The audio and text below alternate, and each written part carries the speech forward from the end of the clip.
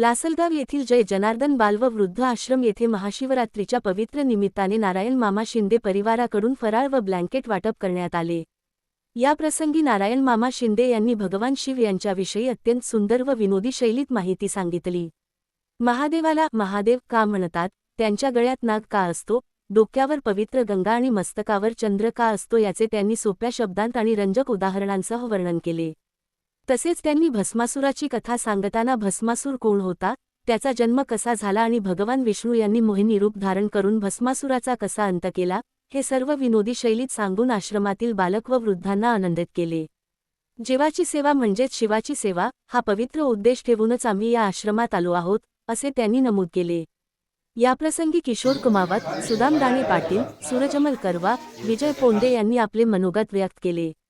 तसेच भाग्यश्री शिंदे, दिव्यानी शिंदे व नीलिमा शिंदे यांनीही आपल्या भावना व्यक्त केल्या।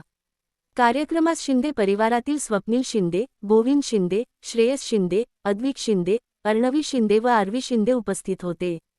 कुमार अर्णवी स्वप्नील शिंदे हिचा वाढदिवस आश्रमात औक्षण करून मोठ्या आनंदात व उत्साहात साजरा करण्यात आला। आश्रमातील श्री दिलीप गुंजाळ सर व माई संगीता गुंजाळ यांनी सर्व उपस्थितांचे आभार मानले। शेवटी हर हर महादेवच्या जयघोषात कार्यक्रमाची सांगता झाली। हर हर महादेव। साप नसतो, नाग असतो। माझा एक मित्र मदारी आहे, त्याच्याकडे नाग असता। मी त्याच्याकडे एकदा गेलो, जाऊन बसलो, गप्पा मारत होतो। एक बाई आली, मावशी, ती म्हणे नाग आहे का, म्हणे आहे। किती रुपयाला? 500 रुपयाला। मग तिने 500 रुपये दिले, नागाची टोपली घेतली। मी त्या मावशीला म्हटलं, जायला लागली, म्हटलं मावशी तुम्ही आता नागाला घेऊन काय करणार, काय करायचं त्याचं? म्हणे माझी शेजारची बाई लय भांगकुदळ, आज रात्री तिच्या घरातच सोडतात।